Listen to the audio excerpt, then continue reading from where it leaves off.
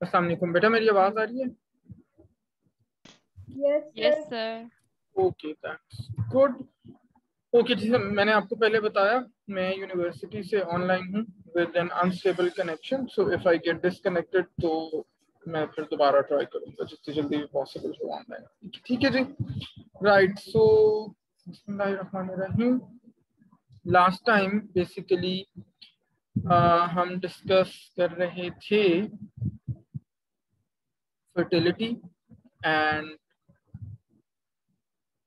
Overweight या obesity का उसके ऊपर जो इफेक्ट, ठीक है। और आई रिमेम्बर कि हम लोगों ने बीएमआई कैलकुलेट करना देखा था कि किस तरह से हम बीएमआई को कैलकुलेट कर रहे होते हैं और अकॉर्डिंगली हम क्या क्लासिफिकेशन है जिसके अंदर हम इंडिविजुअल्स को डाल सकते हैं एज पर their particular body mass indexes. ठीक है जी। सो आज हमने डिस्कस करना है inadequate body fat and fertility. आपकी जो रेफरेंस बुक है उसका पेज नंबर 57 है, वहीं से मैं आपको आगे लेके चलूंगा। जैसे हमने लास्ट टाइम डिस्कस किया था कि not only in case of access body fat but also in case of इनएडिक्वेट body fat हमारी जो फर्टिलिटी है वो अफेक्ट होती है। ठीक है।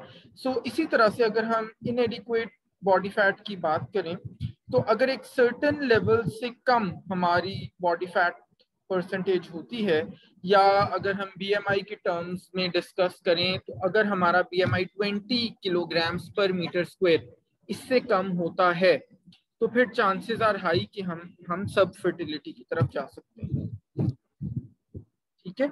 सो अगर हमने नॉर्मल रिप्रोडक्टिव फंक्शन और फर्टिलिटी को इंश्योर करना है तो उसके अंदर हम फीमेल्स की बात करें स्पेसिफिकली, तो उसके अंदर हमारे लिए इम्पॉर्टेंट है कि फीमेल्स का बीएमआई 20 किलोग्राम्स पर मीटर स्क्वायर से ज्यादा होना चाहिए।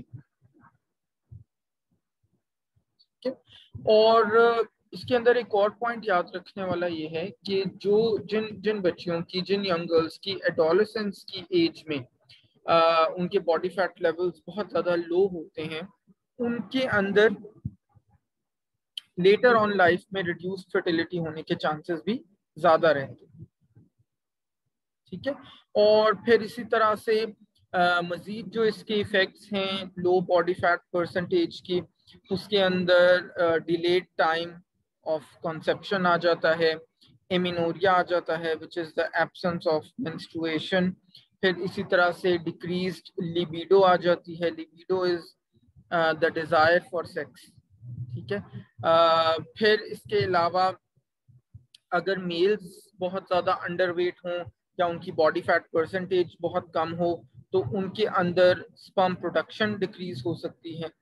ठीक है। तो ये सारे के सारे जो साइड इफेक्ट्स हैं वो एसोसिएटेड हैं with low body fat levels. ठीक है।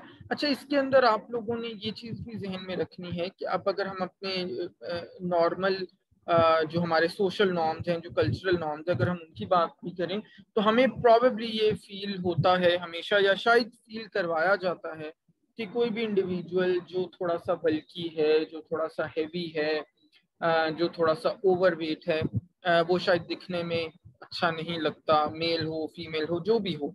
और इन चीज़ों को लेके जस्ट बिफोर मैरिज हम बहुत ज़्यादा ओवर कॉन्शियस हो जाते हैं। ठीक है, ऐसा ही है ना? आप सब अपनी डेली बेसिस पे, डेली बेसिस पे तो खैर नहीं बट रूटीन में आप देखते होगे, if some of your cousin is going to get married या कोई रिलेटिव या कोई फ्रेंड, तो just before the marriage they are very very conscious of their body weight, कि जी हमें एक सर्टन तरह का कपड़े पहनने हैं वेडिंग डे पे, या एक सर्टन तरह की लुक है जो हम लोग चाहते हैं, और उसकी वजह से वो लोग फिर बहुत सारा राइट बिफोर द मैरिज वो बहुत सारा अनहेल्दी ईटिंग, या जिसको हम सो कॉल्ड डाइटिंग कहते हैं, मतलब जिसके अंदर वो बेसिकली सारा दिन कुछ नहीं खा रहे होते just because they want to lose weight. तो इसका मतलब है कि वो अपनी फर्टिलिटी को थ्रेटन कर रहे हैं खुद से इस तरह की चीजें करके। ठीक है। प्लस इसके अलावा एक और चीज बहुत इंपॉर्टेंट है जो हमेशा हमें जहन में रखनी चाहिए, वो ये है कि हमारी बॉडी में दो तरह का फैट होता है। ठीक है। एक फैट को हम कहते हैं एसेंशियल फैट, जब हम बॉडी फैट की बात करते हैं, और दूसरे को हम कहते हैं सेक्स स्पेसिफिक फैट। ठीक है, एसेंशियल फैट वो वाला बेटे फैट होता है जो हमारी वाइटल ऑर्गन्स के अराउंड प्रेजेंट होता है। ठीक है, हार्ट के अराउंड, लिवर के अराउंड, किडनीज के अराउंड, या फिर हमारी सेल मेम्ब्रेन्स के अंदर फैट होता है, या फिर ब्रेन टिश्यू में फैट होता है। ये सब का सारे का सारा ये एसेंशियल फैट होता है। ठीक है, सो जो मैंने आपको बताया था कि इंसुलेशन प्रोवाइड करता है, प्रोटेक्शन देता है, कुशनिंग इफेक्ट देता है फ्रॉम फिजिकल डैमेज, ये सारी चीजें। सो एसेंशियल फैट किसी भी हेल्दी पर्सन में, वेदर मेल और फीमेल, वो 3% के करीब होता है। ठीक है, कितने परसेंट के करीब? 3% के करीब। यानी कि अगर एक 100 किलोग्राम किसी का बॉडी वेट है तो उसका 3 किलोग्राम जो है वो तकरीबन एसेंशियल फैट होता है। इसके अलावा हमारे पास एक एडिशनल फैट होता है बॉडी में, which is known as sex specific fat. Sex specific fat जो है वो फीमेल्स के अंदर प्रेजेंट होता है, मेल्स के अंदर वो प्रेजेंट नहीं होता। ठीक है, sex specific fat. But just a second. Okay, so what I was saying was कि सेक्स स्पेसिफिक फैट मेल्स में नहीं होता, फीमेल्स में होता है। ठीक है, और ये बेटे कौन सा फैट होता है? Which is stored around the breast, thighs and हिप्स। और ये जो सेक्स स्पेसिफिक फैट होता है, दिस इज, मेरी आवाज आ रही है? हाँ आ रही है बेटे? Yes sir. हाँ आ रही है, बाकी लोग को आ यस रही है? सर, ईशा अभी आप आ रही अपना, है। हाँ ईशा आप अपना बेटे चेक करो, इंटरनेट चेक करो। अच्छा, सो सेक्स स्पेसिफिक फैट जो होता है that is additional 5 to 9%। Additional 5 to 9%। कहने का मतलब है कि एसेंशियल फैट मेल्स में है 3%, आइडियली इससे कुछ ऊपर नीचे भी होता है फैट परसेंटेज 3%। ठीक है, और when we talk about females, तो फीमेल्स में एक तो एसेंशियल फैट हो गया 3%, और फिर उसके ऊपर सेक्स स्पेसिफिक फैट है, वो कितना मैंने बताया? 5 से लेके 9%, विच मीन्स कि total body fat percentage in females equals 8 to 12%। इतना ही हो गया। 3% एसेंशियल फैट फीमेल्स में, और फिर 5% से लेके 9% रेंज है ना। तो इसका मतलब है फीमेल्स में अल्लाह ताला ने नेचुरली बॉडी फैट परसेंटेज ज्यादा रखी है, 8 to 12%। ठीक है, ये वाला पॉइंट क्लियर हुआ?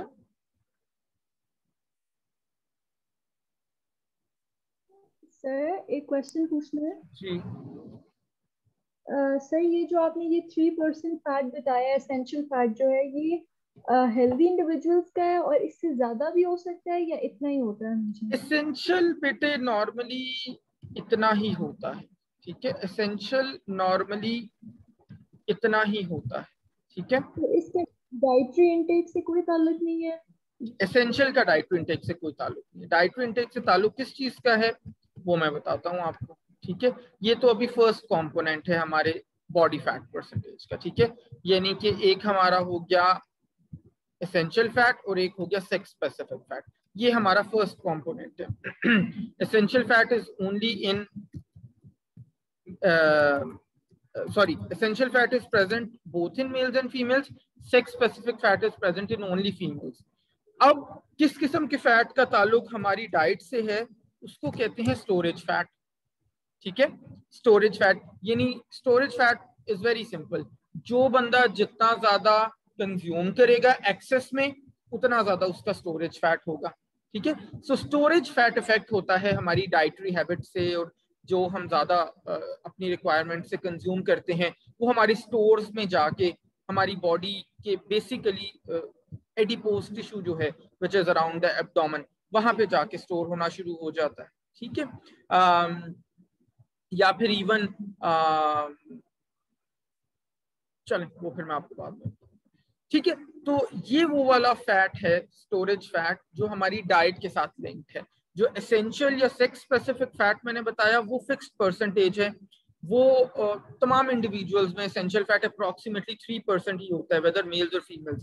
इसी तरह तमाम फीमेल्स के अंदर सेक्स स्पेसिफिक फैट 5% से लेके 9% तक ही होता है, what ever their health condition is, healthy हैं, अनहेल्दी हैं, ज्यादा खाते हैं, कम खाते हैं, इससे मैटर नहीं करता। ठीक है, तो कहने का मतलब, अब ये पॉइंट मैंने आपको क्यों बताया, कहने का मतलब ये है बेटे कि हम नॉर्मली अनफॉर्चुनेटली हमारा सोसाइटी के नॉर्म्स या वो इस तरह से हैं कि हम बड़ी आसानी से बैठ के लोगों को बैश कर रहे होते हैं ना, बॉडी शेम कर रहे होते हैं कि जी वो देखो वो कितना मोटा है या मोटी है, stuff like that.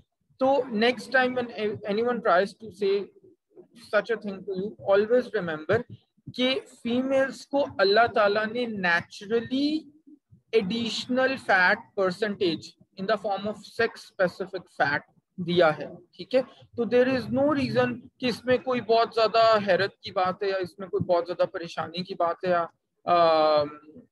Body shame करने वाली तो बिल्कुल ही बात नहीं। ठीक है, तो ये चीज आपके जहन में होनी चाहिए। Naturally females would have more fat percentage than males, और उसी के अकॉर्डिंगली वो फिर जाहिर है अपेरेंटली थोड़ा सा नजर भी आ रहा है। अच्छा जी, राइट, तो ये तो हमारा बॉडी फैट के बारे में बात होती है। अब if you talk about wait loss and fertility in normal weight women and main. ठीक है, अगर नॉर्मल वेट वुमेन है और वो 10 to 15% अपने यूजुअल बॉडी वेट से वेट लॉस करते हैं ज्यादा, यानी लेट से कि जनाब एक नॉर्मल वेट की खातून है और से फॉर एग्जांपल 50 किलोग्राम उनका बॉडी वेट, कितना 50 किलोग्राम। ठीक है, तो अगर वो 5 केजेस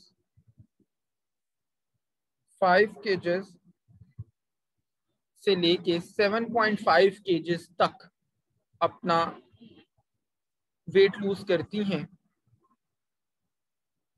तो उनके estrogen levels, LH levels and FSH levels ये तीनों डिक्रीज करेंगे, और ऑब्वियसली डिक्रीज करेंगे तो फर्टिलिटी नेगेटिवली इफेक्ट होगी। ठीक है, मैंने एग्जांपल क्या दी, मैंने एग्जांपल ये दी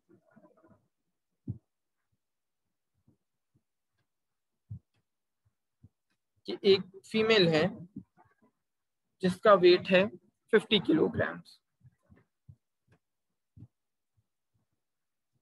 ठीक है, फीमेल का वेट है 50 किलोग्राम, और अगर वो 10 to 15% अपने यूजुअल बॉडी वेट से ज्यादा वेट लूज करने की कोशिश करती हैं,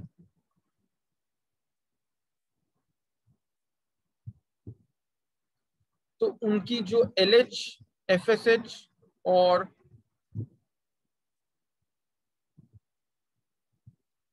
ईस्ट्रोजन लेवल्स हैं वो सडनली डिक्रीज करते हैं।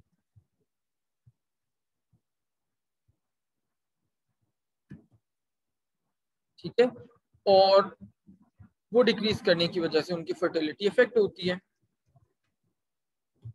और अब जब ये तीनों हार्मोन्स की कंसंट्रेशंस डिक्रीज करेंगी तो as a result of that they could have amenorrhea, anovulatory cycles हो सकती हैं। एनोवुलेटरी साइकिल्स वो वाली साइकिल्स होती हैं जिनके अंदर ओव्यूलेशन नहीं होती।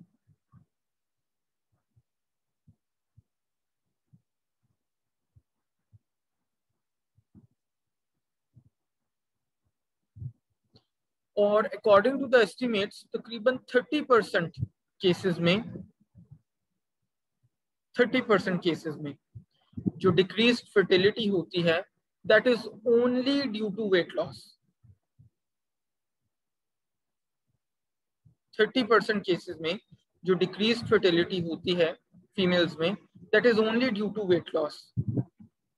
अब जरा इमेजिन करो कि हमें कितना कॉन्शियस बेटे किया जाता है right before the marriage to lose weight, और वो लूज वेट भी कोई हमने हेल्दी तरीके से तो करना नहीं है, हमने कौन सा डाइटिशियन के पास जाके एक तरीके से वेट लूज करना है, हमने तो सोशल मीडिया से देख के या गूगल करके या किसी मॉर्निंग शो से देख के ही वेट लॉस करना है ना। जो हमें क्लेम कर रहा होगा 1 महीने में 10 kg लूज कर लें या 10 दिन में 15 kg लूज कर लें, और all sorts of illogical activities, जैसे कि सुबह में ब्लैक कॉफी का 1 कप पी लें और दोपहर में बॉइल्ड वेजिटेबल्स 1 कप खा लें। एक्सरसाइज से वेट लूज करना अनहेल्दी होता है? नहीं बेटे, देखो, exercise and diet go hand in hand with each other, ठीक है। एक तरफ हम अपनी डाइट को मैनेज करते हैं, कंट्रोल करते हैं, और दूसरी तरफ हमने साथ में एक्सरसाइज भी करनी है। दोनों चीजें ही इंपॉर्टेंट हैं, मैंडेटरी हैं weight loss, healthy weight loss करने के लिए, हेल्दी वेट लॉस करने के लिए। बाकी अनहेल्दी तरीके से जो मैं आपको कह रहा हूँ वो तो फिर हजारों तरीके हैं। तो उससे वेट तो शायद लूज हो जाए टेम्परेरली, वो भी टेम्परेरली, लेकिन उसके जो साइड इफेक्ट्स और हेल्थ कॉन्सिक्वेंसेस आते हैं वो फिर अनइमेजिनेबल, ठीक है। तो हमेशा एक बात बेटे जहन में रखनी है कि आपने कभी भी वेट लूज करने के लिए अनहेल्दी मेथड्स चूज नहीं करने। अनहेल्दी मेथड्स कौन से होते हैं? वैसे तो फिर ये लंबी चौड़ी डिबेट है पूरी, जो इंशाल्लाह जाहिर है हम डिफरेंट टॉपिक्स के साथ डिस्कस करते जाएंगे। But to tell you very very briefly as humanly possible, unhealthy वो वाले मेथड्स होते हैं जो आपको क्विक फिक्सेस प्रॉमिस करते हैं, ठीक है, कि जी 10 दिन आप ये वाला डाइट करें तो आपका 10 किलोग्राम चला जाएगा, 5 दिन आप ये वाला क्रैश डाइट करें तो आपका 4 kg चला जाएगा, 3 महीने बाद शादी है जी, कोई इशू नहीं, 3 महीने में आप डाइट में ये करें, आप सब कुछ खाना पीना, आप चपाती खाना छोड़ दें, आप चावल खाना छोड़ दें, आप पोटैटो खाना छोड़ दें, आप मैंगोज और बनाना खाना छोड़ दें, और आपने बस सुबह उठ के 1 कप ग्रीन टी लेना है, उसमें 2 लेमन स्क्वीज करने हैं, फिर आपने एक बॉइल्ड एग ले लेना है, फिर दोपहर को आपने 1 bowl ऑफ बॉइल्ड वेजिटेबल्स ले लेनी है, रात को आपने कैबेज सूप पी लेना है, ठीक है, और उसके बाद आपने सो जाना है। तो ये इस तरह की जो हरकतें हैं, इस तरह के जो unhealthy, non scientific, illogical, irrational जो मेथड्स हैं वेट लॉस के, वो आपने कभी भी फॉलो नहीं करने होते। अदरवाइज आपकी हेल्थ पे बेइंतहा उसके कॉन्सिक्वेंसेस आते हैं। और जैसे मैं बार बार इसको बेटे रिलेट कर रहा हूँ, क्योंकि हम प्री कॉन्सेप्शन न्यूट्रिशन डिस्कस कर रहे हैं ना, तो इसको मैं बार बार रिलेट कर रहा हूँ मैरिज से। तो before the marriage how many females are out there जो इस किस्म की चीजों में अनफॉर्चुनेटली सोसाइटल प्रेशर की वजह से या फैमिली प्रेशर की वजह से या जो होने वाला जो हस्बैंड है या जो भी लोग हैं उनके प्रेशर की वजह से वो इस किस्म की क्रैश डाइटिंग करते हैं, देन दे गेट मैरिड। तो आप इमेजिन करो कि at the time of marriage उनका न्यूट्रिशनल स्टेटस या उनके फर्टिलिटी लेवल्स भी किस तरह के होंगे। हमने अभी थोड़ी देर पहले देखा कि 30% केसेस में जो इनफर्टिलिटी है वो simply that is due to weight loss, ठीक है। तो बी वेरी वेरी कॉन्फिडेंट, जो आपका बॉडी वेट है वो आपका बॉडी वेट है। हाँ, अगर आप वेट लूज करना कब अच्छा है, वो तब अच्छा है जब आप वेट इसलिए लूज कर रहे हो कि आप हेल्दी होना चाहते हो, नॉट बिकॉज किसी ने मुझे कहा है कि वेट लूज करना है क्योंकि मेरी शादी है 2 महीने में तो वेट लूज करना है, क्योंकि मुझे एक पर्टिकुलर जोड़ा पहनना है तो मुझे वेट लूज करना है, क्योंकि मेरे कजन की शादी आ रही है तो मुझे वेट लूज करना है, क्योंकि मुझे अपना पोर्टफोलियो करना है तो मुझे वेट लूज करना है। जब इन ऑब्जेक्टिव्स को सामने रख के आप वेट लूज करते हो तो आप हमेशा अनहेल्दी तरीके से वेट लूज कर रहे होते हो, और उससे आपकी हेल्थ पे बहुत सारे कॉन्सिक्वेंसेस होते हैं। व्हेन यू नो कि मुझे मेरा वेट बढ़ गया है, फॉर एग्जाम्पल आप ये सोचो कि जी कोविड में let's just giving you an example कि जी कोविड में फिजिकल एक्टिविटी कम हो गई, मैं घर से बाहर नहीं निकल रही थी, मेरा body weight I feel 4-5 kgs बढ़ गया है, so I should get back in shape. अगर आपका ये ऑब्जेक्टिव है so that I can be more healthy, तो फिर तो बहुत अच्छी बात है, फिर तो आप करो। जैसे मैं बार बार कह रहा हूँ कि वो वेट लूज करने का भी एक साइंटिफिक तरीका है जो आप आपको डाइटिशियंस जो हम लोग जो रेकमेंड करते हैं, जिसके अंदर बड़ा प्रॉपर सटल तरीके से आप अपनी डाइट को मैनेज करते हैं, कंट्रोल करते हैं। कंट्रोल भी इनफैक्ट एक गलत वर्ड है, मैनेज करते हैं बेसिकली फिजिकल एक्टिविटी, या जैसे अभी क्वेश्चन किसी ने पूछा था एक्सरसाइज या फिजिकल एक्टिविटी, उसको आप अपनी लाइफ का पार्ट एंड पार्सल बनाते हैं, तो that is the way to do it. ठीक है, फिर आपको हेल्थ कॉन्सिक्वेंसेस नहीं होते, और फिर वो जो वेट लॉस है वो आपका परमानेंटली होता है, लॉन्ग टर्म होता है। हम unfortunately as a nation, as a community, हमें हर चीज में शॉर्टकट चाहिए ना, पैसे भी फौरन चाहिए, सक्सेस भी फौरन चाहिए, वेट लॉस भी फौरन चाहिए। ठीक है, तो ये सारी चीजें हमारा वो एक नेचर का पार्ट बन गई। ठीक है, तो ये आपने जहन में रखना है। अच्छा, ये वाला जो एमिनोरिया है ना, जो हम अभी डिस्कस कर रहे हैं, जो वेट लॉस की वजह से होता है, इसको हम पहले वेट रिलेटेड एमिनोरिया कहते थे, अब इसकी टर्मिनोलॉजी चेंज हो गई है, now we call it as hypothalamic amenorrhea. क्या कहते हैं अब हम वेट रिलेटेड एमिनोरिया को, now it is called hypothalamic amenorrhea. ठीक है, और एक अच्छी चीज इसके अंदर ये है कि हमारे जो हार्मोनल लेवल्स, जो ईस्ट्रोजन, LH, FSH, ये जो डिक्रीज होते हैं, ये वापस नॉर्मलाइज हो जाते हैं जब हम 95% के करीब, जो हमने वेट लूज किया होता है, जब हम उसमें से 95% के करीब वापस रीगेन कर लेते हैं, तो हमारे हार्मोनल लेवल्स नॉर्मलाइज हो जाते हैं। ठीक है, which is a good thing. यानी कि कहने का मतलब ये है कि ये कोई इरिवर्सिबल कंडीशन नहीं है। लेट से मैंने गलती कर ली, अब मैंने कहीं इंटरनेट से, गूगल से, मॉर्निंग शो से कहीं देख के मैंने इस तरह की क्रैश डाइटिंग कर ली, अपने हार्मोनल लेवल्स का बेड़ा गर्क कर लिया, तो अब इसमें मुझे मजीद परेशान होने की, मजीद स्ट्रेस लेने की जरूरत नहीं है। एज लॉन्ग एज मुझे फटाफट से समझ आ गई है, तो मैं वापस जाके अपने बॉडी वेट को नॉर्मल करूं, अपनी डाइट को नॉर्मल करूं, और मेरे जो हार्मोनल लेवल्स हैं वो भी नॉर्मलाइज होना शुरू हो जाए। क्वेश्चंस हैं कुछ आपके चैट में? जी बेटा। सर, जो कुछ लोगों का स्टबन फैट होता है, जैसे चाहे वो एक्सरसाइज कर लें, चाहे वो डाइट में भी, इनटेक में भी सही हो जाए, फिर भी उनका एक फैट होता है, तो फिर उनके हार्मोन लेवल्स किस तरह बैलेंस होते हैं? बेटे देखो, हर इंडिविजुअल का एक स्पेसिफिक जेनेटिक मेकअप होता है। ठीक है, तो अगर किसी का कोई स्टबन फैट है, तो इसका बिल्कुल ये मतलब नहीं है कि वो फर्टाइल नहीं हो सकता या वो कंसीव नहीं कर सकता।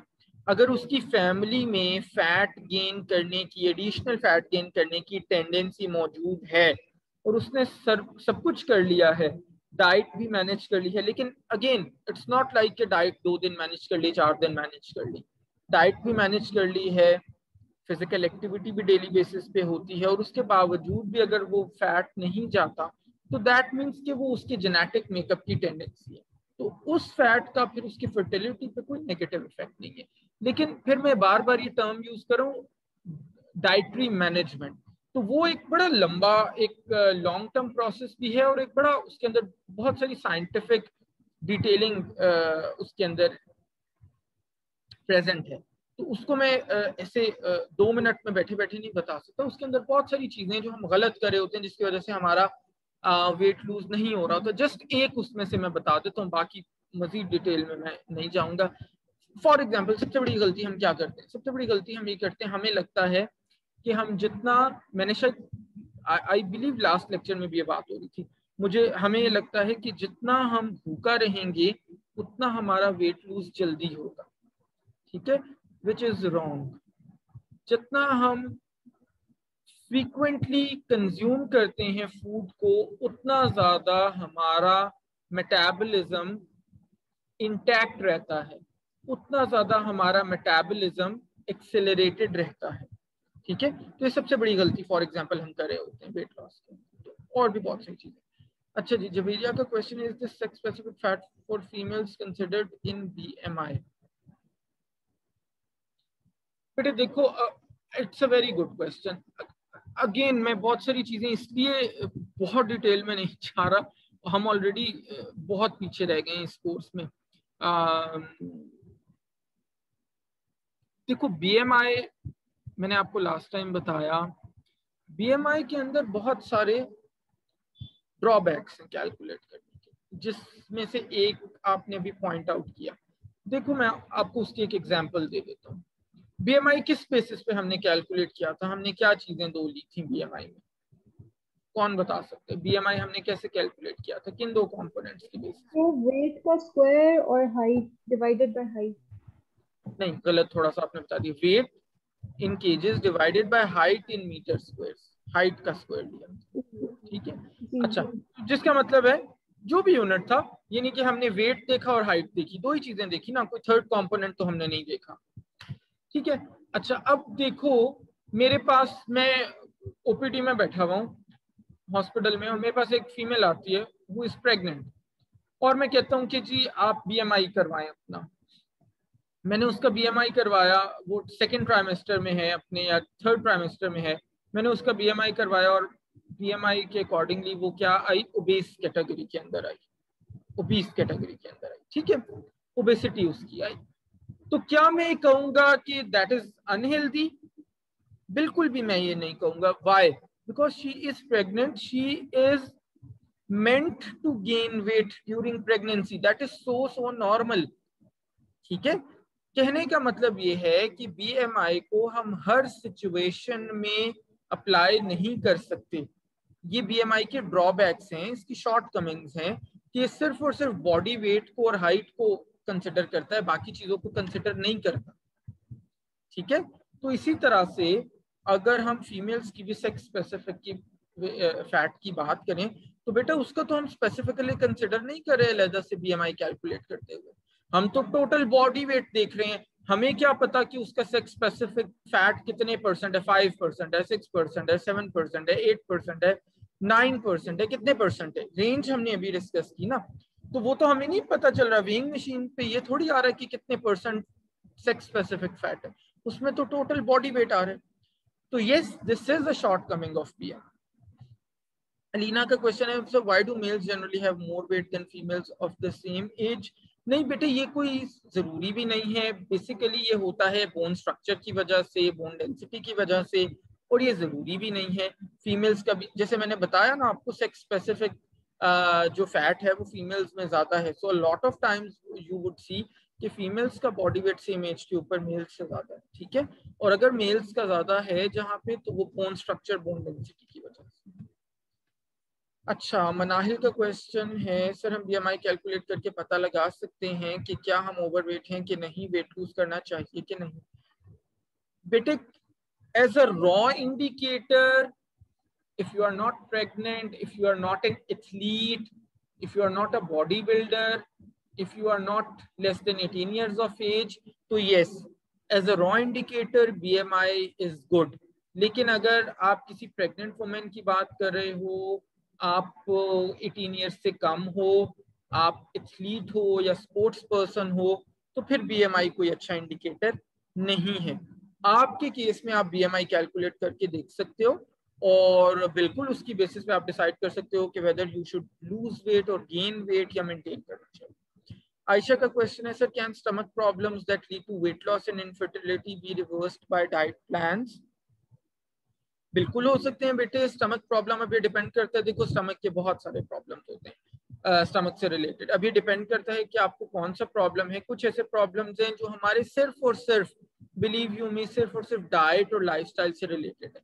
कुछ ऐसे प्रॉब्लम्स हैं जिनके अंदर आपको फार्माकोलॉजिकल थेरेपी, यानी कि आपको दवाई भी साथ में लेनी पड़ती है डाइट के साथ, तो आप बिल्कुल रिवर्स हो सकते हैं। दिलीप का क्वेश्चन है, does fasting help us lose weight and will it be healthy weight loss? Very good question बेटे। जो फास्टिंग हम जैसे वंस अ ईयर करते हैं, जैसे रमजान में, या ऑलमोस्ट सिर्फ रमजान में नहीं, हर रिलीजन के अंदर ही फास्टिंग का कॉन्सेप्ट है, कहीं पे 30 डेज की है, कहीं पे 40 डेज की है, इस तरह से है।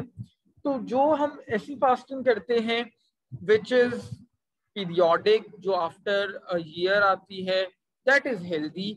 और बिल्कुल आप, मेरा ख्याल है नोटिस करते भी होगे, अभी रमजान कुछ अर्से पहले ही खत्म हुआ है, आप बहुत ज्यादा एफर्ट ना भी करो तो by the end of Ramzan 2-3 केजेस ना करते भी आपका लूज हो ही रहा हो, ठीक है, तो दैट इज हेल्दी। लेकिन अगर आपका इशारा इंटरमिटेंट फास्टिंग की तरफ है, जो आजकल बहुत ज्यादा फैशन में है, तो that is very very unhealthy, ठीक है। उससे आपका वेट तो शायद लूज हो जाता है, इनफैक्ट शायद क्या, बट उसके बहुत सारे हेल्थ कॉन्सिक्वेंसेस हैं, ठीक है। तो that is not at all recommended.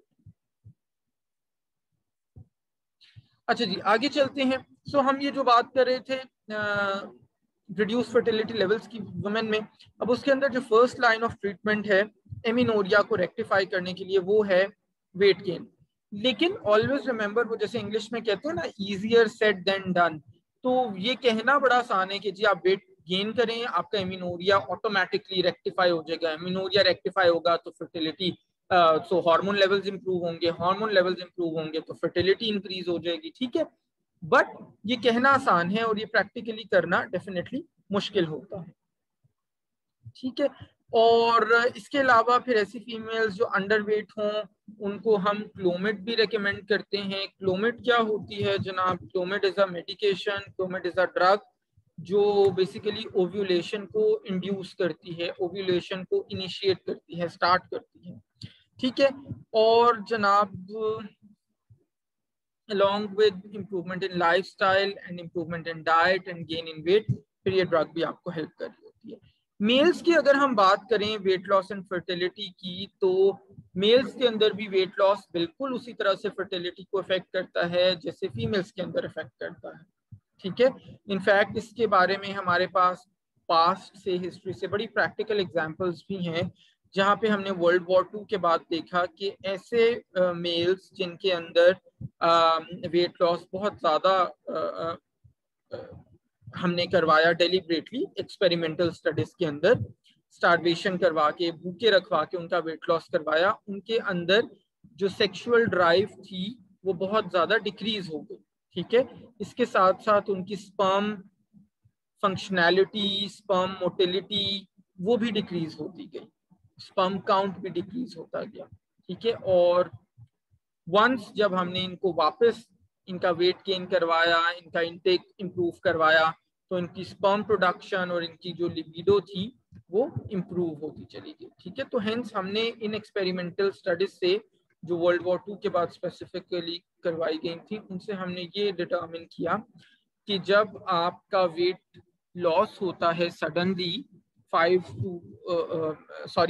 to 15% अपनी यूजुअल बॉडी वेट से, तो आपकी लिबिडो, आपका हार्मोनल लेवल्स, फीमेल्स की बात करें, मेल्स की बात करें, तो उनके जो स्पर्म काउंट और वाइटलिटी है, तो तमाम चीजें डिक्रीज होती है। और वंस जब हम उनको नॉर्मलाइज करते हैं, इनटेक इंप्रूव करते हैं, तो ये तमाम चीजें भी इंप्रूव हो जाती हैं, ठीक है।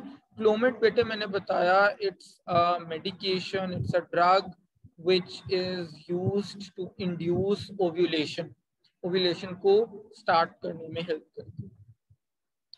अच्छा जी, अंदलीप का क्वेश्चन है, मेरा ख्याल है उसी से रिलेटेड जो फास्टिंग की बात कर थे, न्यूट्रिएंट डेफिशिएंसी नहीं होती? बिल्कुल नहीं होती बेटा फास्टिंग में न्यूट्रिएंट डेफिशिएंसी, अगर हम तरीके का इनटेक करते हैं। तरीके का इनटेक कौन बताएगा आपको? डाइटिशियन बताएगा। कोई मॉर्निंग शो पे बैठने वाला बंदा, आप लोग कहोगे पता नहीं मुझे मॉर्निंग शो से कोई दुश्मनी है, मुझे बिल्कुल कोई दुश्मनी नहीं है। मॉर्निंग शो से भी बड़े ऑथेंटिक डाइटिशियंस भी कई बार मैंने देखे हैं, बट मुझे प्रॉब्लम उन लोगों से है जिन्होंने कोई एक डिप्लोमा किया हुआ है 3 महीने का या 4 महीने का, या कोई एक ऑनलाइन सर्टिफिकेशन की हुई है, या फिर कुछ भी नहीं किया हुआ, गूगल से 4 लफ्ज पढ़ के आ जाते हैं और वो आपको ऐसी बातें बता रहे होते हैं। उनसे मुझे प्रॉब्लम है, जो कि बहुत कॉमनली अपियर होते हैं ऐसी जगहों पे। तो अगर आप तरीके की अपनी सहर करोगे, अफ्तार करोगे, डिनर करोगे, इन बिटवीन जो तमाम चीज़ें हैं उनको मैनेज करोगे, डाइट प्लान के जो प्रिंसिपल्स हैं जो इंशाल्लाह ताला बाय द टाइम आप 4th सेमेस्टर में मील प्लानिंग एंड मैनेजमेंट और डाइटेटिक्स और ये कोर्सेज पढ़ोगे, अगर आप उनको फॉलो करोगे तो आपका कहीं से भी न्यूट्रिएंट डेफिशिएंसी नहीं होने वाली। जवेरिया का क्वेश्चन है, is intermittent fasting recommended for diabetics who are obese? बेटे इसका जवाब अभी थोड़ी देर पहले ही मैं दे चुका हूँ अंदलीप को आंसर करते हुए कि इंटरमिटेंट फास्टिंग कभी भी रिकमेंड नहीं की जाती। डायबिटिक्स के लिए तो इट इज डिजास्ट्रस, किसी के लिए भी रिकमेंड नहीं की जाती, ठीक है। सो जो इंडिविजुअल, आपको बहुत सारे ऐसे लोग हैं इंस्टाग्राम पे और इधर उधर जो आपको कहते हैं इंटरमिटेंट फास्टिंग के लिए, तो आपको कभी भी नहीं करनी चाहिए।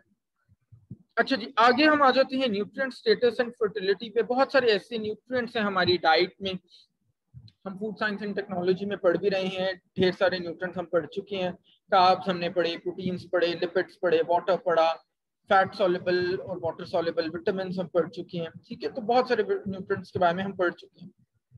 तो there are a lot of nutrients जिनका इनटेक हमारी फर्टिलिटी को डायरेक्टली अफेक्ट करता है, और खास तौर पे उनके अंदर ऐसे nutrients which are antioxidants such as vitamin E, vitamin C, beta carotene, यानी कि beta carotene is a form of vitamin A, you can say, उसके अंदर कन्वर्ट होता है, सेलेनियम हो गया, ठीक है। ये तमाम वो न्यूट्रिएंट्स हैं जो एंटीऑक्सीडेंट्स हैं। तो ये जो एंटीऑक्सीडेंट न्यूट्रिएंट्स हैं ये बहुत इंपॉर्टेंट रोल प्ले करते हैं both in the fertility of men as well as women.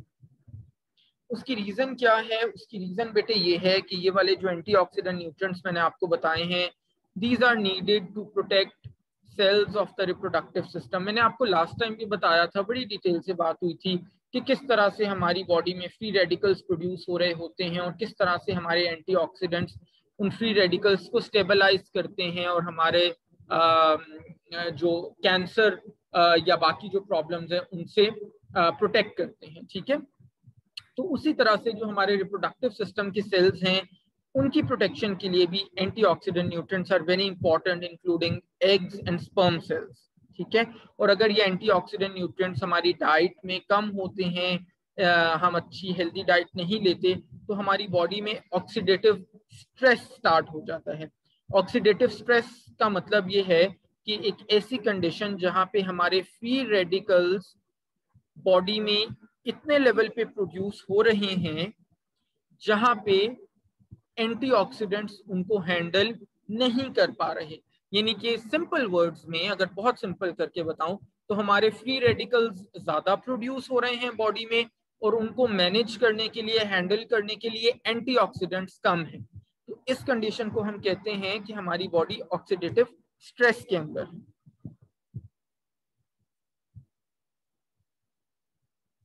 ठीक है। तो फिर जब हमारी ऑक्सीडेटिव स्ट्रेस होता है तो ये वाली जो ऑक्सीजन होती है, oxygen molecules, they attack polyunsaturated fats in sperm membranes और स्पर्म्स की मोटिलिटी को डिक्रीज कर देते हैं। और स्पर्म की मोटिलिटी डिक्रीज हो जाएगी तो इसका मतलब है कि the ability of the sperm to fuse with the egg obviously वो डिक्रीज हो जाएगी। जाहिर स्पर्म मोबाइल ही नहीं होंगे, मोटिलिटी ही नहीं होगी, तो एग तक पहुंचेंगे किस तरह से, ठीक है। और जनाब उसके बाद फिर जो मेम्ब्रेन है विच सराउंड्स द स्पर्म, जब वो डैमेज होना शुरू हो जाती है इन ऑक्सीजन मॉलिक्यूल्स की वजह से, तो वो जो ऑक्सीजन मॉलिक्यूल्स हैं they can enter the sperm cell और फिर वो स्पर्म सेल्स का डीएनए डैमेज कर देते हैं। फिर जनाब ये जो डैमेज्ड डीएनए वाला स्पर्म है ये अगर एग तक पहुंच जाए तो फिर डिफरेंट एबनॉर्मेलिटीज हो जाती हैं,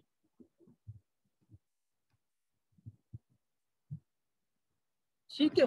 और अगर वुमेन की हम बात करें, वुमेन में, फीमेल्स में ऑक्सीडेटिव स्ट्रेस हो रहा हो तो जस्ट लाइक मेल्स, जैसे वहां पे स्पर्म्स को डैमेज कर रहा है तो फीमेल्स के अंदर एग को डैमेज करना शुरू कर देता है और कॉर्पस ल्यूटियम की फंक्शनैलिटी को डिस्टर्ब कर सकता है।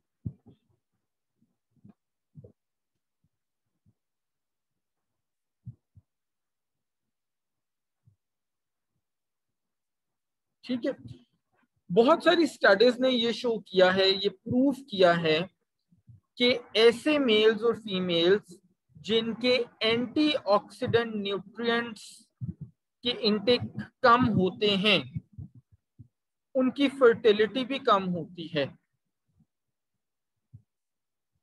यानी इन सिंपल वर्ड्स, ऐसे लोग जिनकी डाइट में vitamin C, vitamin E, selenium, beta carotene, fresh fruits, fresh vegetables, because these are also excellent source of all these antioxidants. So जिन लोगों की डाइट में ये चीजें कम होती हैं उनकी फर्टिलिटी भी कम होती है। और फिर बहुत सारी स्टडीज ने ये भी प्रूव किया है कि ऐसे लोग, मेल्स एंड फीमेल्स बोथ, जिनके एंटीऑक्सीडेंट न्यूट्रिएंट्स के इनटेक्स ज्यादा होते हैं,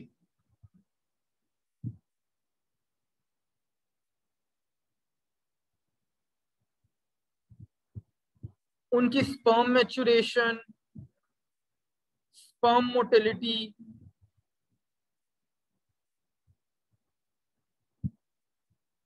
स्पर्म वाइटैलिटी, ये तमाम चीजें बेहतर होती हैं। और इसी तरह वुमेन में कंसीव करने की एबिलिटी बेहतर होती है।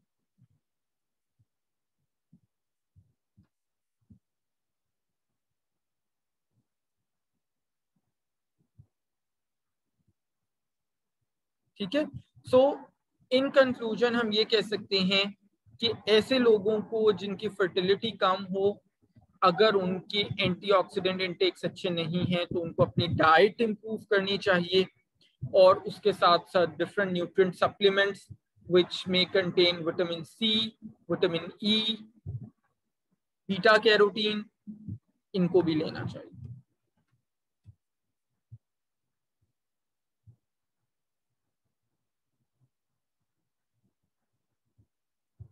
अच्छा जी, इसके अलावा फिर अगर हम जिंक की बात करें तो जिंक का बड़ा इंपॉर्टेंट रोल आ जाता है फर्टिलिटी इन मेन में।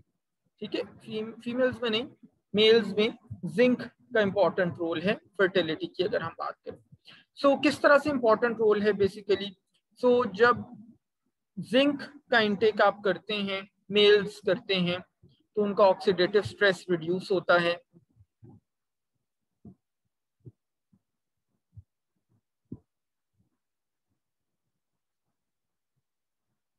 टेस्टोस्टेरोन सिंथेसिस इंक्रीज होता है, स्पर्म मैच्योरेशन होती है। ऐसे मेल्स जिनके अंदर जिंक डेफिशिएंसी होती है उनकी स्पर्म की क्वालिटी काफी पुअर होती है, स्पर्म कंसंट्रेशंस कम होती हैं।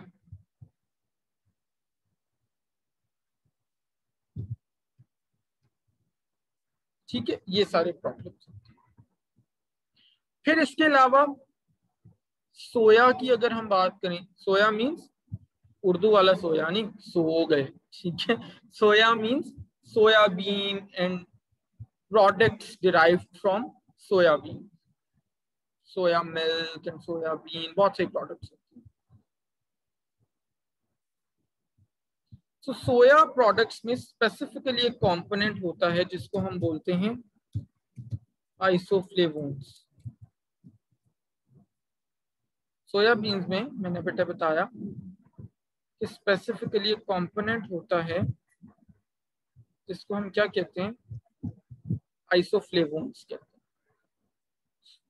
सो ये जो आइसोफ्लेवोन्स हैं which are found in soya and soya products, these are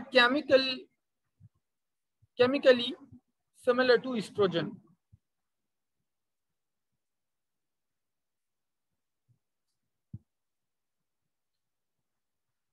और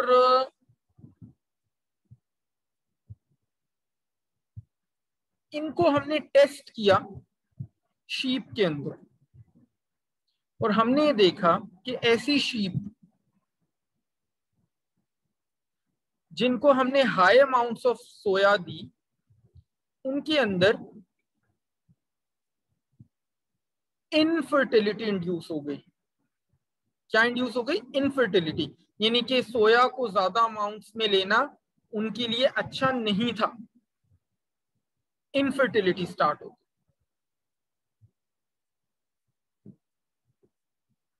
इसी तरह जब हमने ह्यूमन स्टडीज की तो हमने ये देखा कि ऐसे लोग जो सोया फूड ज्यादा लेते हैं, जैसे कि सोया मिल्क हो गया, टेम्पे हो गया, टोफू हो गया, जो लोग इन चीजों का इंटेक ज्यादा करते हैं उनका स्पर्म काउंट, मेल्स हैं अगर तो उनका स्पर्म काउंट कम होता है, और अगर फीमेल्स हैं तो उनकी फर्टिलिटी कम होगी। मेल्स हैं तो स्पर्म काउंट कम होगा, और फर्टिलिटी है, फीमेल्स हैं तो फर्टिलिटी कम होगी। ये जो टोफू और टेम्पे है ना, ये हमारी पाकिस्तान में कोई इतना ज्यादा हम कंज्यूम नहीं करते। These are the products which we make from soya, ठीक है। उसकी फर्मेंटेशन करके हम ये प्रोडक्ट्स बना रहे होते हैं सोयाबीन्स, ठीक है। हम जाहिर आपको पता ही है, मेरा नहीं ख्याल आप में से किसी ने शायद टेम्पे या टोफू कभी खाया होगा, ठीक है। और इवन फॉर दैट मैटर अगर हम सोयाबीन्स की भी बात करें तो हाँ, हम once in a blue moon तो खा लेते हैं शायद सोयाबीन्स, लेकिन हमारी डाइट का कोई ऐसे रेगुलर कोई डेली डाइट का पार्ट नहीं है,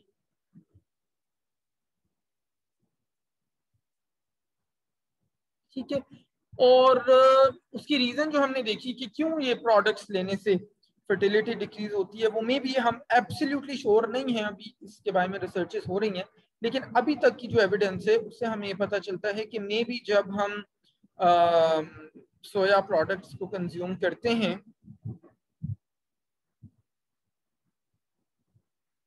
तो वो जो आइसोफ्लेवोन्स हैं वो प्रोजेस्टेरोन और एलएच इनको इफेक्ट करते हैं, प्रोजेस्टेरोन और एलएच, और उसकी वजह से फर्टिलिटी डिक्रीज हो रही है।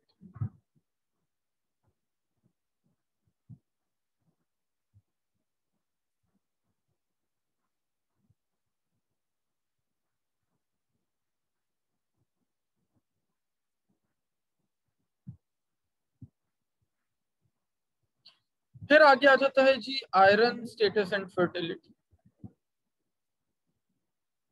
अच्छा, पुअर आयरन स्टेटस जो है ना, that is very very common across the globe, सिर्फ पाकिस्तान के अंदर नहीं, पूरी दुनिया में, स्पेसिफिकली फीमेल्स के अंदर।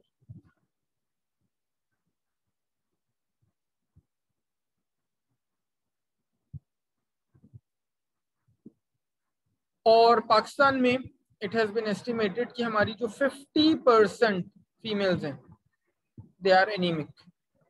50% फीमेल्स, हर दो में से एक खातून anaemic.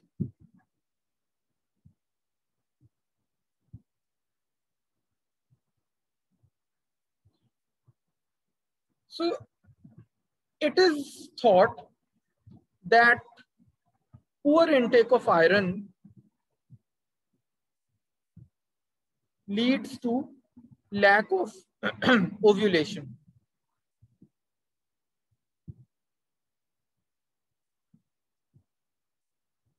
Poor intake of iron leads to lack of ovulation, यानी जो खवातीन जिनका आयरन इंटेक कम होता है उनकी ओव्यूलेशन डिक्रीज होती है। इस पे हमने एक बहुत बड़ी रिसर्च स्टडी भी की, उसका यहाँ पे रेफरेंस भी दिया हुआ है। तो उसके अंदर हमने ये देखा कि ऐसी फीमेल्स जो आयरन सप्लीमेंट्स रेगुलरली लेती हैं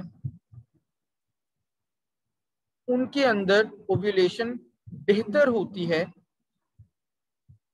compared to those जो आयरन सप्लीमेंटेशन नहीं लेती।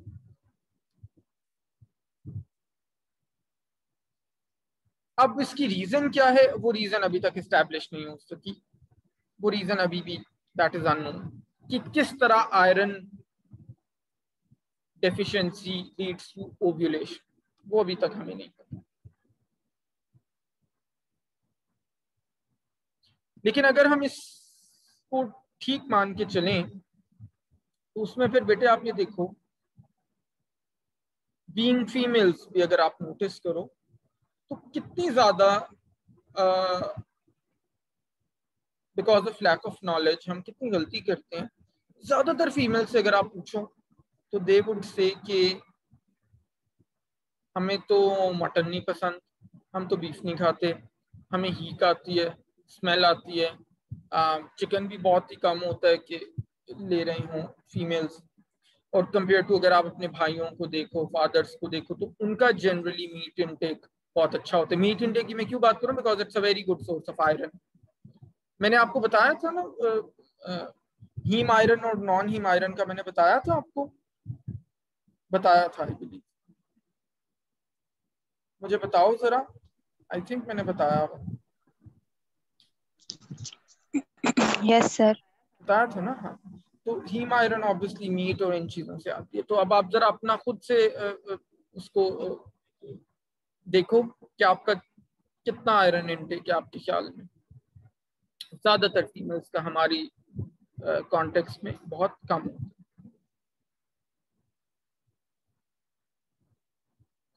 अच्छा, इसके अलावा जनाब कैफीन एंड फर्टिलिटी। कैफीन, जब हम चाय पीते हैं या हम कॉफी पीते हैं या जो हम कोला ड्रिंक्स पीते हैं, चॉकलेट्स खाते हैं, एनर्जी ड्रिंक्स लेते हैं, इन सब के अंदर कैफीन कंटेंट होता है। क्या कैफीन फर्टिलिटी को इफेक्ट करता है?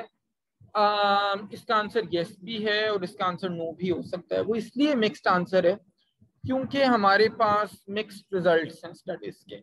बहुत सारी स्टडीज हमने ऐसी की जिनमें हमें पता चला कि जनाब अगर आप कैफीन इंटेक ज़्यादा करते हैं तो आपकी फर्टिलिटी डिक्रीज होती है। बहुत सारी स्टडीज हमने ऐसी की जिनसे हमने ये कंक्लूड किया कि कैफीन इंटेक अगर आप ज़्यादा करते हैं तो उसका आपकी फर्टिलिटी के ऊपर कोई इफेक्ट नहीं है।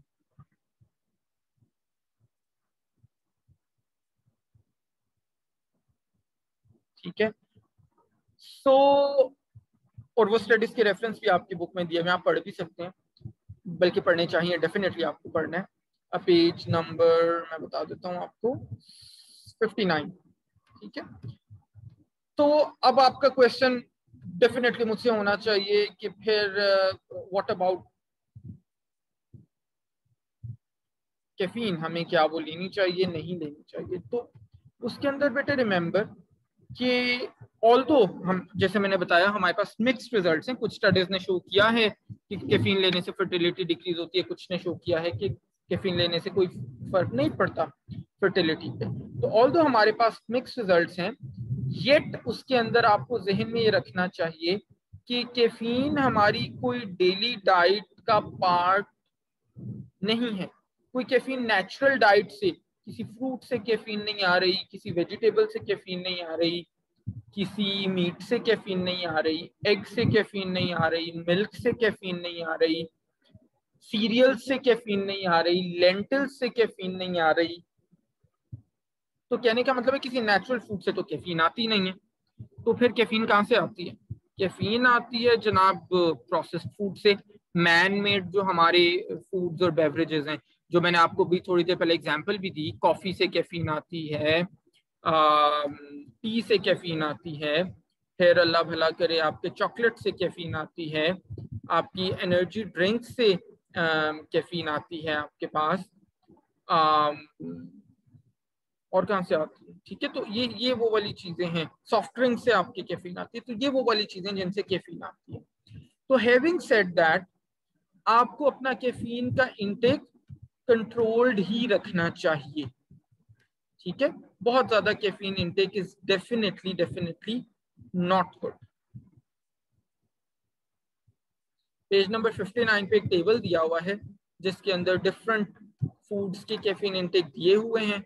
आपने इस टेबल को लाजमी देखना है और आपको ब्रॉडली एक आइडिया होना चाहिए कि जब हम एक कप कॉफी लेते हैं ऑन एन एवरेज हमें कितना कैफीन मिलता है, एक कप टी लेते हैं हमें ऑन एन एवरेज कितना कैफीन मिलता है। Same goes for soft drinks, energy drinks and chocolates. ठीक है। तो ब्रॉडली हर वैल्यू को रट्टा नहीं लगाने की जरूरत, बट ब्रॉडली आपको आइडिया होना चाहिए कि आपको एक कप कॉफी या एक कप टी लेने से कितना आपको कैफीन मिल रहा है।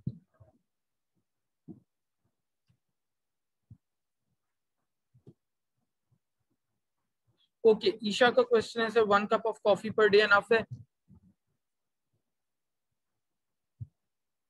एट मोस्ट बेटा आपको 3 cups of T and coffee combined लेने चाहिए दिन में, एट मोस्ट। ठीक है।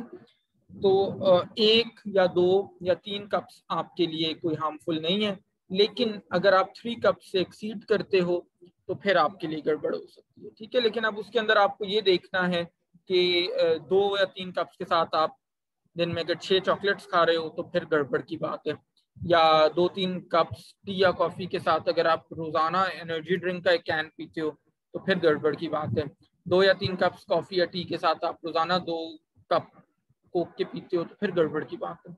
ठीक है, तो ये आपने जहन में रखना।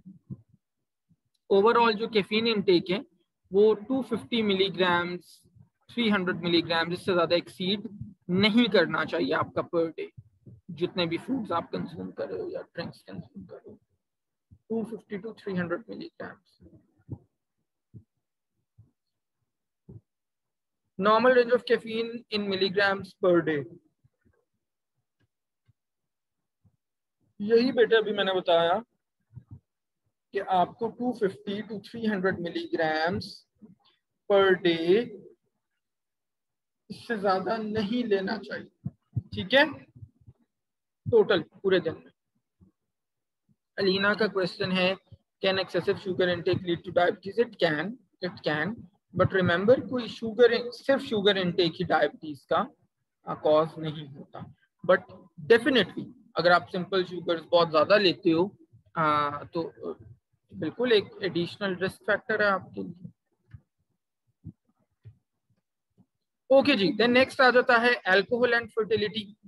सो अल्कोहल हमारी फर्टिलिटी को इफेक्ट करता है, मेल्स में भी करता है, फीमेल्स में भी करता है। जो मेल्स अल्कोहल का इंटेक करते हैं उनका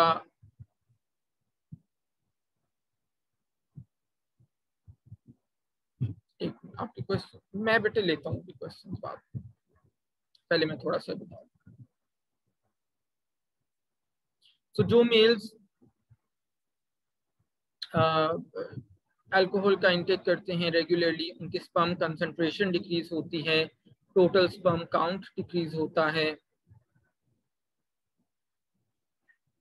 फिर इसी तरह से ऐसी फीमेल्स जो अल्कोहल का इंटेक करती हैं उनकी फर्टिलिटी भी डिक्रीज्ड होती है कंपेयर टू दोज फीमेल्स जो रेगुलरली अल्कोहल का इंटेक नहीं कर रही होती। इसके साथ साथ जो हमारी जेनेटिक मेकअप है वो भी मैटर करता है अल्कोहल के साथ साथ। फीमेल्स के केस में हमने खास तौर पे देखा कि एक स्पेसिफिक जीन वेरिएंट चाहिए होता है, तब जाके उन फीमेल्स का जो अल्कोहल इंटेक करती हैं उनके फर्टिलिटी लेवल्स रिड्यूस होते हैं। अदरवाइज अगर वो जीन वेरिएंट उनके अंदर मौजूद नहीं है तो फिर उनके फर्टिलिटी लेवल्स डिक्रीज नहीं होते अल्कोहल इंटेक करने से।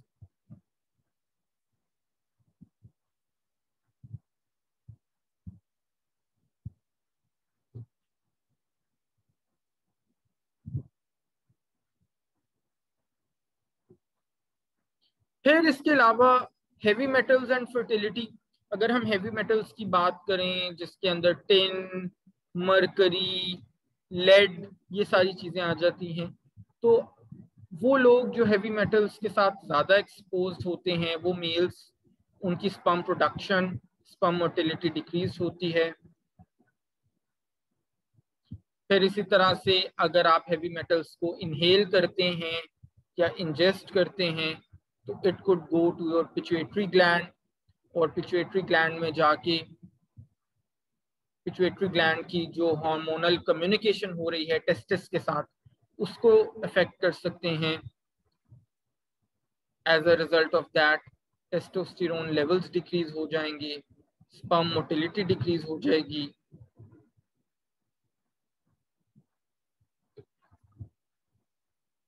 ज्यादातर ऐसे लोग जो कौन से होते हैं जिनको हेवी मेटल्स एक्सपोजर का डेंजर होता है, वो वाले लोग हैं जो या तो काम करते हैं बैटरी फैक्ट्रीज के अंदर,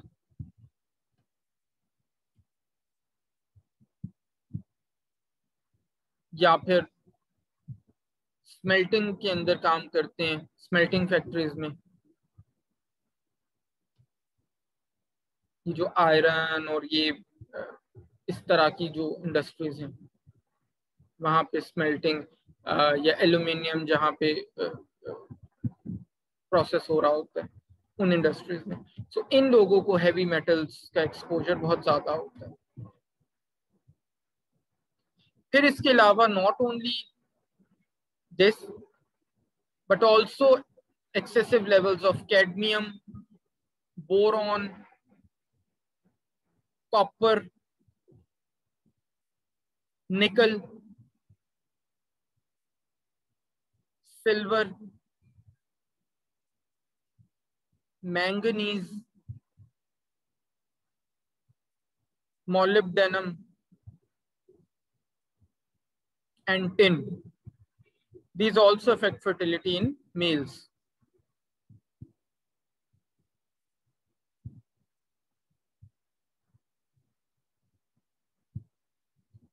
So ये बेसिकली जो मैंने सारे नाम बताए, ये जो मेटल्स हैं ये मेल रिप्रोडक्टिव सिस्टम में एक्यूमुलेट हो सकते हैं ड्यू टू इनहेलेशन और इंजेशन इवन,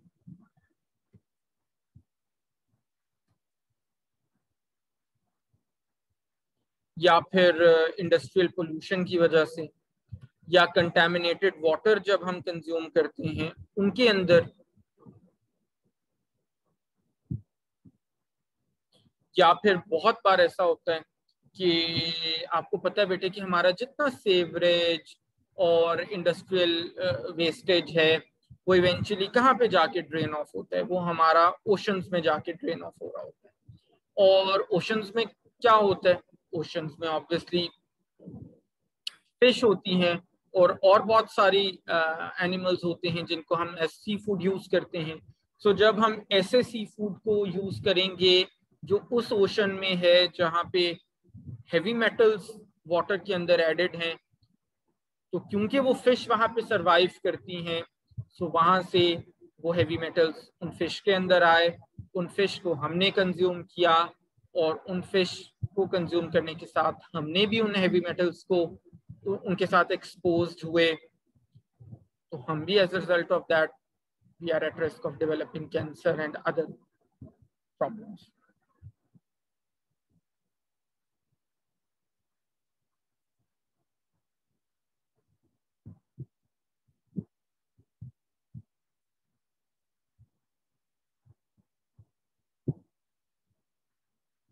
ठीक है, तो ये भी बड़ा इम्पोर्टेंट है। फिर तो हमारे लिए कितना कन्वीनियंट है, हम जब बीचेस पे जाते हैं तो हम कितने कन्वीनियंटली वहाँ पे गार्बेज स्प्रेड करते हैं। तो ऑलवेज रिमेंबर कि वो सारे का सारा गार्बेज जो है वो ओशन में जा रहा है, that is being consumed by fish and other animals. या वो कंज्यूम करें और या फिर उसकी वजह से उनकी डेथ भी हो रही है। ऑब्वियसली लेट से प्लास्टिक जा रहा है, प्लास्टिक तो बेचारे कंज्यूम ही नहीं कर सकते, सो वो करने की कोशिश करेंगे तो उनके लिए डेट्रीमेंटल है। अच्छा जी, मनाहिल का क्वेश्चन है 250 to 300 milligram of black coffee is also fine. बेटे कोई सी भी कॉफी लो, मैंने ये कैफीन कंटेंट आपको बताया, कॉफी कंटेंट नहीं बताया, कैफीन कंटेंट बताया।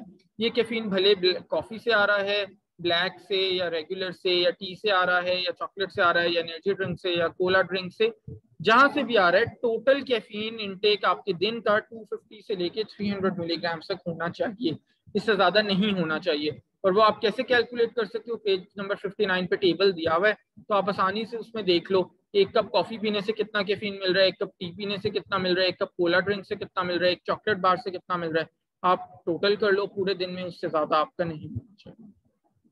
Alina is asking sir diabetes तो जेनेटिक डिसऑर्डर होती है ना? बिल्कुल बेटे जेनेटिक डिसऑर्डर होती है, लेकिन जेनेटिक डिसऑर्डर का क्या मतलब है कि क्या जेनेटिक डिसऑर्डर हो, जेनेटिक डिसऑर्डर है तो वो हमारे लाइफस्टाइल पे डिपेंडेंट नहीं है, डाइट पे डिपेंडेंट नहीं है? बिल्कुल ऐसा नहीं है। एक इंडिविजुअल जिसकी फैमिली में डायबिटीज रन कर रही है और उसका बहुत एक्सीलेंट लाइफस्टाइल है और बहुत एक्सीलेंट ईटिंग हैबिट्स हैं, उसको अगर 20 साल में डायबिटीज होनी थी तो हो सकता है 60 ईयर्स में जाके डेवलप करे। और एक इंडिविजुअल जिसकी फैमिली में डायबिटीज रन ही नहीं करती लेकिन उसका बहुत पुअर लाइफस्टाइल है, कोई फिजिकल एक्टिविटी नहीं है, 24/7 जंक फूड कंजम्पशन है, सिंपल कार्बोहाइड्रेट्स की कंजम्पशन है, उसकी फैमिली में दूर दूर तक कोई डायबिटिक नहीं है, हो सकता है उसको 18 ईयर्स की एज में डायबिटीज हो जाए। ठीक है, तो रिमेंबर दिस, जेनेटिक डिसऑर्डर होने का कोई ये मतलब नहीं है कि अगर आपकी जीन्स में नहीं है तो आपको हो ही नहीं सकता, और अगर आपकी जीन्स में है तो हर हाल में आपको होना है। Javeria is asking can diabetics eat dark chocolate? बिल्कुल खा सकते हैं बेटा, मैंने बताया था dark chocolate is a rich source of antioxidants भी आते हैं और पोटेशियम का भी बड़ा अच्छा सोर्स है। तो अगर मॉडरेशन में आप once a week dark chocolate का एक बार ले लेते हो तो कोई बहुत ज्यादा बुराई नहीं है, ठीक है। बट डायबिटिक्स हैं तो ये जहन में रखना है कि ऑब्वियसली चॉकलेट है बहरहाल चाहे डार्क ही है तो उसमें सिंपल शुगर्स भी आपके होंगे, तो वो पोर्शन या अमाउंट आपने देखनी है, बाकी कंज्यूम कर सकते हैं। जैसा कि क्वेश्चन है सर सिगरेट में भी हैवी मेटल्स होते हैं? हेवी मेटल्स आई थिंक नहीं होते बेटे, वैसे कार्सिनोजेंस कोई सिगरेट स्मोक में 60 के करीब कार्सिनोजेंस होते हैं, कैंसर कॉजिंग कंपाउंड्स, मेरा ख्याल है हैवी मेटल्स नहीं होते। मनाहिल का क्वेश्चन है sir how much daily walk exercise is necessary for us now? बेटे जो इंटरनेशनल रिकमेंडेशन है वो ये है कि 15 मिनट्स की ब्रिस्क वॉक आपको एटलीस्ट 5 डेज अ वीक करनी चाहिए। 15 मिनट्स की ब्रिस्क वॉक हम उस वॉक को कहते हैं जो हम इतना तेज चलें कि अगर बहुत सर्दी भी हो तो उसमें हमारा या तो रेस्पिरेटरी रेट बहुत ज्यादा बढ़ जाए या फिर हमें पसीना आए, उसको ब्रिस्क वॉक कहते हैं। तो minimum 15 minutes 5 days a week, अगर आप ज्यादा करते हो तो उसके ज्यादा बेनिफिट्स हैं आपकी हेल्थ पे। जब एरिया का question is pink Himalayan salt actually really beneficial? अब हमारे टॉपिक से कहाँ से रिलेट करता है बेटे? सारे के सारे क्वेश्चन ना मेरी शक्ल तो भी हमें देखने रहे, मेरा लेक्चर देख के ना याद आ जाते हैं, बहुत जल्दी है सबको डाइटिशियन होने की। यस पिंक सॉल्ट बिल्कुल बेनिफिशियल है because it has a lot of other minerals जो व्हाइट सॉल्ट में, जो टेबल सॉल्ट से, रिफाइंड सॉल्ट से रिमूव हो जाती हैं। So on any given day pink salt is a better option, ठीक है। Do you recommend keto for type 2 diabetics? बिल्कुल भी नहीं, never ever, never ever. Keto बिल्कुल भी रिकमेंडेड नहीं है हेल्दी इंडिविजुअल्स के लिए या टाइप 2 डायबिटिक्स के लिए। कीटो सिर्फ एपिलेप्सी के पेशेंट्स के लिए रिकमेंडेड होती है, ठीक है। एपिलेप्सी कहते हैं उर्दू में मिर्गी जिसको कहते हैं हम, जहाँ पे फिट्स होते हैं, जहाँ पे सीजर्स होते हैं, आपको झटके लगते हैं और आप कुछ देर के लिए थोड़ा सा अनकॉन्शियस हो जाते हैं, ठीक है। Tension leads two diabetes, tension का जो करेक्ट टर्मिनोलॉजी है मेडिसिन में उसको हम स्ट्रेस कहते हैं बेटे। बिल्कुल stress is one of the most important risk factors when you talk about diabetes. So अब अगर आपके क्वेश्चंस फॉर द मोमेंट खत्म हो गए हों तो हम लेक्चर पे वापस जाने के लिए मैं रिक्वेस्ट कर सकता हूँ आपसे। अच्छा जी, physical activity and fertility. So last हमने जो आज चीज डिस्कस करनी है that is physical activity and fertility. So होता ये है कि ऑलवेज रिमेंबर बेटे मॉडरेशन इज द की जिंदगी में। अभी थोड़ी देर पहले किसी ने क्वेश्चन किया था कितनी हमें फिजिकल एक्टिविटी करनी चाहिए, तो मैंने बताया 15 मिनट्स मिनिमम, ठीक है। और अगर आप ज्यादा करते हो तो ज्यादा बेहतर है, लेकिन ऐसे फीमेल्स जो इंटेंस फिजिकल एक्टिविटीज करती हैं उनके अंदर फर्टिलिटी डिक्रीज होने के चांसेस बहुत ज्यादा होते हैं।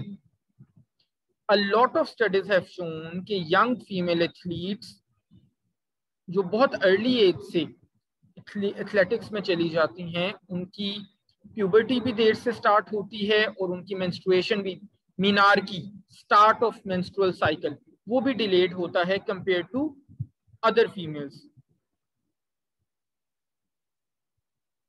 फिर खास तौर पे हमने देखा कि वो फीमेल्स, वो एथलीट्स जो ऐसे इवेंट्स में अर्ली ऑन चली जाती हैं जहां पे स्पेसिफिक बॉडी वेट चाहिए होता है, लीननेस चाहिए होती है, जैसे कि जिम्नास्टिक्स, आपने टीवी पे ओलंपिक्स में अक्सर देखा होगा ना, रशिया और ये वाले जो कंट्रीज हैं यहाँ पे बहुत ज्यादा जिम्नास्टिक्स है, तो वो फीमेल्स कितनी ज्यादा स्लिम, कितनी ज्यादा थिन, लीन होती हैं।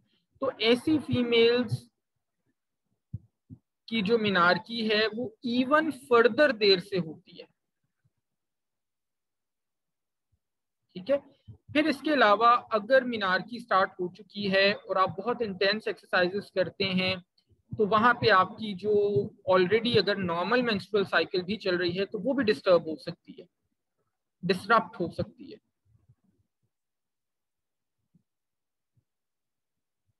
ठीक है। और ये जो नॉर्मल मेंस्ट्रुअल साइकिल डिस्टर्ब हो रही है, डिस्टर्ब हो रही है, that occurs due to different hormonal changes, different metabolic changes, जो कि सिर्फ एक्सरसाइज, इंटेंस एक्सरसाइज की वजह से नहीं हो रही बल्कि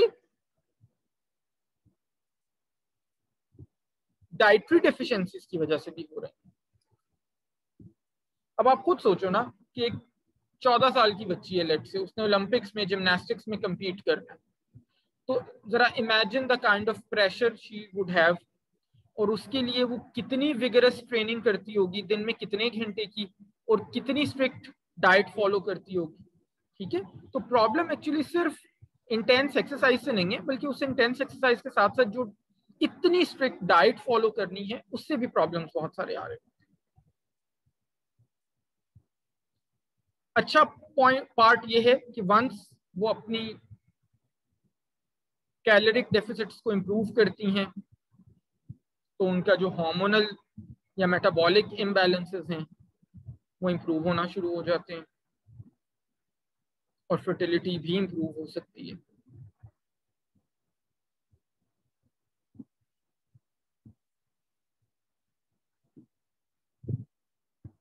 इसके अलावा एक और चीज ये भी याद रखनी है कि it's not only about fertility.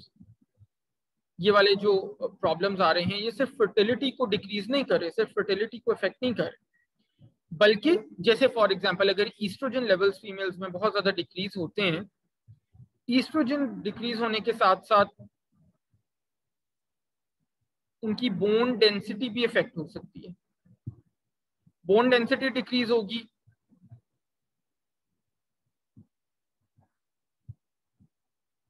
तो बोन फ्रैक्चर्स और ऑस्टियोपोरोसिस होने के चांसेस बहुत ज्यादा हो जाएंगे।